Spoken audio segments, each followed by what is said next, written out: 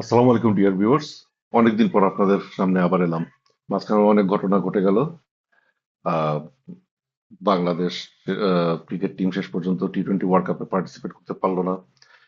এরপরে পাকিস্তান ইন্ডিয়ার বিরুদ্ধে ম্যাচ বয়কট নিয়ে আহ, একটা এপিসোড গেল। সেখানে বাংলাদেশেরও কিছু গেইন হয়েছে ওয়ার্ল্ড কাপ খেলতে না পারলেও। এনিওয়ে, এরপরে আমাদের জাতীয় নির্বাচন হলো এবং বিপুল সংখ্যাগরিষ্ঠতা পেয়ে বাংলাদেশ জাতীয়তাবাদী দল সরকার গঠন করলো। আজ শপথ গ্রহণ করেছে। আহ, তো আমরা আমাদের লেটস লিভ ফুটবল চ্যানেলে আজকে আমরা ফুটবল বিষয় নিয়েই আমরা আলোচনা করব। অনেকদিন পর আহ, ফুটবলের ডোমেস্টিক সিজন গুলো নিয়ে আমরা আরেকটা এপিসোড করব। আজকে আলোচনা করছি চ্যাম্পিয়ন্স লিগের আজকে যে রাউন্ডটা হবে। এটা হচ্ছে গিয়ে নকআউট প্লে অফ পেজ। আমি সিজনের শুরুতে আমার ভিডিওগুলোতে সবসময় এই রাউন্ডের কথা বলেছিলাম। এই রাউন্ড এক্সট্রা দুইটা ম্যাচ, এই দুইটা ম্যাচ বড় দলগুলা সবসময় অ্যাভয়েড করতে চেয়েছে। বাট কপালের ফের কোন কোন ক্লাব এই আজকের এই আজকে আর আগামীকাল এই নকআউট প্লে অফ রাউন্ডে খেলছে দেখেন। Real Madrid, Inter Milan, PSG, Newcastle, আর কি বাদ পড়লো কেউ বড় দলের মধ্যে? জুভেন্টাস। আহ, আর ছোট ছোট কিছু টিম আছে। যাই হোক, বড় দলগুলোর মধ্যে সেরকম পড়ে নাই। আমি বেসিক্যালি অনেকগুলো ম্যাচই, 8টা ম্যাচ হবে টোটাল। এর মধ্যে আহ, একটু হাই ভোল্টেজ বললে বলতে হবে বরুশিয়া ডর্টমুন্ড ভার্সাস আতালান্তার ম্যাচটা। আর ইন্টার মিলান খেলবে বোডো গ্লিমটের এগেনস্টে। নরওয়েতে গিয়ে ট্রাভেল করা এটা একটা চ্যালেঞ্জিং। নিউক্যাসল যাবে কারাবাগ, আজারবাইজানে, বাকুতে খেলতে। এটা লংগেস্ট ফ্লাইট এই টিমগুলোর মধ্যে, টিম ম্যাচ আপ গুলার মধ্যে। আহ, আমি আমার এপিসোডে এই দুইটা রাউন্ডের কথা বিশেষভাবে বলেছিলাম যে চ্যাম্পিয়নশিপ, ওদের নিজেদের লিগ টাইটেল রেসে যারা ক্লোজ টাইটেল রেসের মধ্যে আছেন তাদের জন্য এই দুইটা ম্যাচ একটা বড় একটা বার্ডেন হয়ে আসবে। এক্ষেত্রে যেটা হওয়ার কথা ছিল না, পিএসজির এই রাউন্ডে খেলার কথা ছিল না এবং তাদের ডোমেস্টিক টাইটেল রেস সেখানেও ক্লোজ ফাইট হওয়ার কথা ছিল না।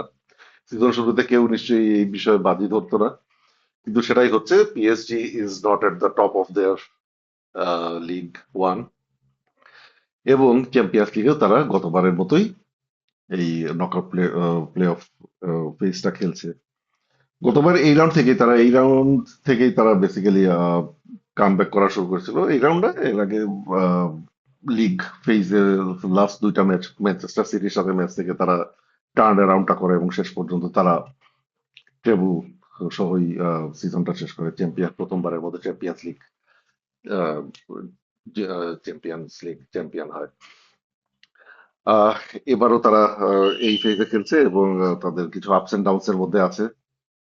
এই সিজন গতবারের মতো এত সলিড তাদের যাচ্ছে না আনফরচুনেটলি। একমাত্র রিয়াল মাদ্রিদ এই মুহূর্তে লা লিগাতে টপে আছে। এই বিষয়টা নিয়ে আমরা একটা এপিসোডে কথা বলবো। আর ইন্টার মিলান ইন্টার মিলান তারা they are in fine form and they are runaway leaders. তাদের ক্ষেত্রে হয়তো এই ম্যাচের ধকলটা একটু কম যাবে, যদিও তাদের ম্যাচ আপটা হয়েছে নরওয়ের বোডো গ্লিমটের এগেনস্টে। নরওয়ের ঠান্ডার মধ্যে তাদের খেলাটা একটু টাফ হবে। 2 রাউন্ড মিলে যদি তারা শেষ পর্যন্ত জিততে না পারে, এটা একটা আহ, দুর্ভাগ্যজনক হবে তাদের জন্য। ইউভেন্টাস তারা সিরিয়া টাইটেল রেসে নেই বললেই চলে। আমি খুব একটা আশা দেখছি না ইন্টার মিলান ছাড়া আর কার জিতবে। জুভেন্টাসের ম্যাচ আপটা হয়েছে গালাতাসারের সাথে। গালাতাসারে অলওয়েজ একটা টাফ অপোনেন্ট, বিশেষ করে গালাতাসারের মাঠে গিয়ে খেলাটা, এটা সব টিমই অ্যাভয়েড করার চেষ্টা করে। আজ বিশেষভাবে আমি ফোকাসটা করতে চাই বেনফিকা ভার্সাস রিয়াল মাদ্রিদের ম্যাচটা নিয়ে। এই ম্যাচটা লিগ ফেজের লাস্ট রাউন্ডের ম্যাচে যা হয়েছে এটা নিয়ে কথা এখনো শেষ হতে 3 সপ্তাহের একটা রেশ আসলে যায়নি, এটার কথা মনে হলেই আই ফিল গুজ বাম্পস। একদম লাস্ট মোমেন্টে গোলকিপারের গোলে সেখানে আহ, জাদুটা দেখালেন আসলে হোসে মরিনহো। হোসে মরিনহোর কথা যদি আপনি বলেন, আহ, তিনি এখন বেনফিকার কোচ। তিনি লাইমলাইটে এসেছিলেন এফসি পোর্তোকে নিয়ে চ্যাম্পিয়ন্স লিগ জিতে 2004 সালে। এটা একটা আহ, অদ্ভুত একটা চ্যাম্পিয়ন্স লিগ বছর ছিল, ফাইনাল খেলছিল মোনাকো। কিন্তু তখন বার্সেলোনা, রিয়াল মাদ্রিদ, বায়ার্ন তাদের জয় জয়কার চলছে, এবং অফকোর্স অ্যালেক্স ফার্গুসনের ম্যান ইউ এর কয়েক বছর আগে তারা ট্রেবল জিতলো। যাই হোক, এসি মিলান, এসি মিলান তখন ইউরোপের একটা হট টিম। সেখান থেকে আহ মানে পোর্তোকে নিয়ে একটা, সেখানে ডেকো ছাড়া পোর্তোর আসলে সেরকম কোনো স্টারও ছিল না, সেই পোর্তোকে নিয়ে তিনি চ্যাম্পিয়ন্স লিগ জিতলেন। এরপরে তিনি সব বড় ক্লাব গুলা হয়ে খেলেছেন, এর মধ্যে চ্যাম্পিয়ন্স লিগ জিতেছেন শুধু ইন্টার মিলানকে নিয়ে। কিন্তু ডোমেস্টিক লিগ জিতেছেন বা রিয়াল মাদ্রিদকে নিয়েও তিনি 3 বছর রিয়াল মাদ্রিদের কোচিং করিয়েছেন। রিয়াল মাদ্রিদকে তিনি লা লিগা জিতিয়েছেন, হয়তো চ্যাম্পিয়ন্স লিগ জিতেননি, কিন্তু লা লিগা এমন একটা সময় জিতেছেন যখন পেপ গার্দিওলা একটা ইনভিনসিবল সেট আপ নিয়ে ইউরোপে রীতিমতো ডমিনেট করছেন। সেখানে তার ডমিনেশনটা ভেঙেছিলেন আহ, হোসে মরিনহো 2012-এ। তিনি 11-12 সিজনে লা লিগা চ্যাম্পিয়ন হন। এরপরে চেলসি, ম্যান ইউ, টটেনহাম হয়ে এরপরে ঘুরে নানা চড়াই উতরাই অতিক্রম করে এরপরে আর তিনি ম্যান ইউকে নিয়ে ইউরোপা লিগ জিতেছেন, রোমাকে নিয়ে কনফারেন্স লিগ জিতেছেন। কিন্তু বাট সবাই আমরা দেখেছিলাম যে তার হয়তো বড় ক্লাবের হয়ে কোচিং ক্যারিয়ার হয়তো তিনি ওই সময়টা আর ফুরিয়ে গেছেন। বাট এবছর বেনফিকাকে নিয়ে লিগ ফেজের লাস্টে যা ঘটালেন, সেটা নিয়ে আসলে একটা অন্যরকম একটা আহ, আশাবাদী হতে হচ্ছে ফুটবল ফ্যানদেরকে। রিয়াল মাদ্রিদের কোর সাপোর্টাররা ছাড়া আহ, যারা যারা নিউট্রাল সাপোর্টার হিসাবে আসলে এটা ফুটবল ফোকলোরে একটা অসাধারণ একটা গল্পের আহ, বা একটা অবতারণা হতে পারে। সেটা কিভাবে বলছি, বেনফিকার একটা কার্স আছে, এটা হলো গিয়ে বেলা গুডম্যানের কার্স। এটা নিয়ে অনেকেই হয়তো জানেন। আহ, দেবব্রত দা একটা চমৎকার একটা এপিসোড করেছেন। আমি আসলে এটা নিয়ে একটা এপিসোড করেছিলাম, করে আমি আপলোড দেওয়ার আগে দেবব্রত দার ভিডিওটা এসেছে, এরপরে আর আমারটা দেওয়ার আর কোনো মানে নাই। দেবব্রত দা যে বিষয়টা ধরেন, সেখানে আর কোনো তথ্য বাকি রাখে থাকে না, সুতরাং এটা আর কোনো ওই রিলেটেড আর কোনো ভিডিও দেওয়ার প্রয়োজনীয়তা পড়েনি। বেলা গুডম্যান আহ হোসে মরিনিও যেভাবে পোর্তোকে জিতিয়েছিলেন চ্যাম্পিয়ন্স লিগটা 2004-এ, ঠিক বেলা গুডম্যান সেরকমই একটা আনফ্যান্সিড সাইড বেনফিকাকে 1961 এবং 62 2 বছর পর পর চ্যাম্পিয়ন্স লিগ জিতিয়েছিলেন। তখন এটার নাম ছিল European cup, UEFA European cup. সেই ইউরোপিয়ান কাপে তিনি জিতেছিলেন। সেই সময়ে রিয়াল মাদ্রিদের রাজত্ব চলছিল। রিয়াল মাদ্রিদে খেলতেন পুস্কাস, তারপর ডি স্টেফানো। সেই যুগের রিয়াল মাদ্রিদের ডমিনেশন ভেঙে বেনফিকা চ্যাম্পিয়ন্স লিগ জিতে, ইউরোপিয়ান কাপ জিতে পরপর 2 বছর। এরপরে তিনি তার বেতন বাড়ানোর জন্য ক্লাবের কাছে প্রস্তাব করেন। ক্লাব সেটা ডিনাই করে। এরপরে ওই কার্সটা শুরু হয়। এটা একটা লিজেন্ড আসলে, এটার কোনো সাক্ষী পাওয়া যায়নি যে বেলা গুডম্যান এটা বলেন। তিনি এই ক্লাবের উঠানের সামনে দাঁড়িয়ে ক্লাবের ভবনের দিকে তাকিয়ে তিনি বলেছিলেন যে আগামী 100 বছরে তোমরা ইউরোপিয়ান কোনো ট্রফি জয় করতে পারবে না। পরবর্তীতে আহ, বেলা গুডম্যান আহ, উম, মানে এটা বলেছিলেন যে তিনি আসলে এটা মন থেকে বলেননি, এগুলা কোনো বিষয় না, এগুলাই তো অভিশাপের কিছু না। বাট জিনিসটা সত্য হওয়া, সত্য হয়েই দেখা দিল আসলে।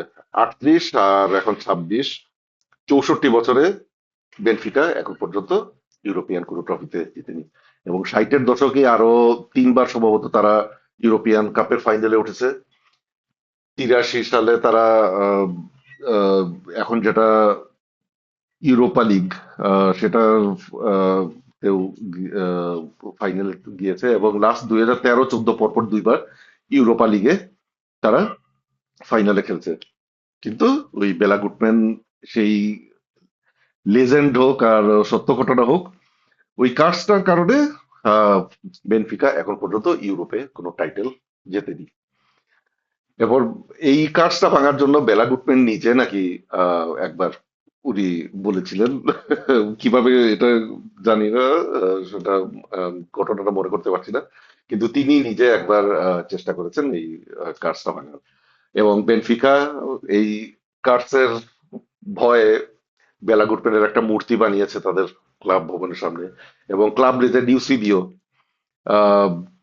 ইউসেবিও কিন্তু ওই বেলা গুটম্যানের ওই 61-62 ওই 2 বছর ইউরোপিয়ান লিগের যে জয়যাত্রা, সেখানে কিন্তু ইউসেবিও হয়ে উঠেছিলেন পরবর্তীতে, যাকে আমরা একজন আহ, বিশ্ব তারকা হিসাবে পেয়েছি। সেই ইউসেবিও অনেক রিকোয়েস্ট করেছিলেন বেলা গুটম্যানের কাছে, কিন্তু এই কাজটা আর আহ, ভাঙাতে পারেননি। কিন্তু এই কাজটা রয়ে গেছে। এখন এই বেলা গুটম্যান ছিলেন মরিনোর মতনই একজন পাগলাটে কোচ। এখন অনেক বছর পরে বেনফিকার দায়িত্বে আছেন সেই পাগলাটে কোচ মরিনহো। আমি এই সিজনের প্রেডিকশনে, চ্যাম্পিয়ন্স লিগের প্রেডিকশনে সবার আগে রেখেছিলাম রিয়াল মাদ্রিদকে। এবং আমার আহ, প্রিয় ক্লাব ইউরোপের মধ্যে, আগে অনেকবার বলেছি আমার প্রিয় ক্লাব লিভারপুল। তো আমি হয় আমার প্রিয় ক্লাব চ্যাম্পিয়ন হোক, অথবা আহ, আমি যেটা প্রেডিকশন হিসাবে বলেছি সেটাই সত্য হোক, যাতে জ্যোতিষ হিসাবে আমার একটু কদর হয় আর কি। এটাই আমার চাওয়ার কথা। কিন্তু অ্যাকচুয়ালি এই বেনফিকার রিয়াল মাদ্রিদের এগেইনস্ট লিগ ফেজের লাস্ট রাউন্ডের ম্যাচটার পরে আমি আসলে এখন মনে প্রাণে চাচ্ছি আজকের এই নকআউট প্লে অফ এর বাউটে বেনফিকা যেন রিয়াল মাদ্রিদকে হারায়, এবং বেনফিকা যেন আর ইভেনচুয়ালি এই চ্যাম্পিয়ন্স লিগের আহ, শেষ পর্যন্ত যায় এবং চ্যাম্পিয়ন হয়। Very unlikely. বেনফিকা কখনোই মানে এই পক্ষে বাজি ধরার লোক খুব বেশি পাওয়া যাবে না। বাট এটা যে বেলা গুটম্যানের কার্স হোসে মোরিনহোর হাত ধরে ভাঙবে, এটা ফুটবল ফকলোরে এর চেয়ে মানে এরকম একটা কাহিনী জন্ম দেখার একটা সম্ভাবনা জেগেছে, এটা ভাবতেই আমার কিন্তু গুজবাম্পস হয়। এটা অসাধারণ একটা ঘটনা হবে যদি এটা ঘটে। এবং আমি মনে প্রাণে চাই এই বছরটা একটা ওয়ার্ল্ড কাপের বছর। ওয়ার্ল্ড কাপের বছরে অনেক অদ্ভুত অদ্ভুত ঘটনা ঘটে। আমি খুব চাই হোসে মরিনহো, আমার খুবই ফেভারিট কোচ হোসে মরিনহো, এবার যেন আহ বেনফিকাকে নিয়ে চ্যাম্পিয়ন্স লিগ জেতেন। এই জন্য আমার পুরোপুরি সাপোর্ট আমার এই বছর চ্যাম্পিয়ন্স লিগে বেনফিকার কাছে। অল্প কিছুক্ষণের পরেই খেলা হয়তো স্বপ্নভঙ্গ হয়ে যাবে। স্বপ্নভঙ্গ এর জন্য ম্যাচের আগে এই ভিডিওটা করে আমি বলে রাখলাম। আপনাদের যদি একমত হয় আপনারা কমেন্টে জানাতে পারেন। আর খুব শীঘ্রই আবার দেখা হবে ইউরোপিয়ান টপ 5 লিগের কারেন্ট স্ট্যাটাস নিয়ে। Thank you very much. বেনফিকার জন্য শুভকামনা। Thank you.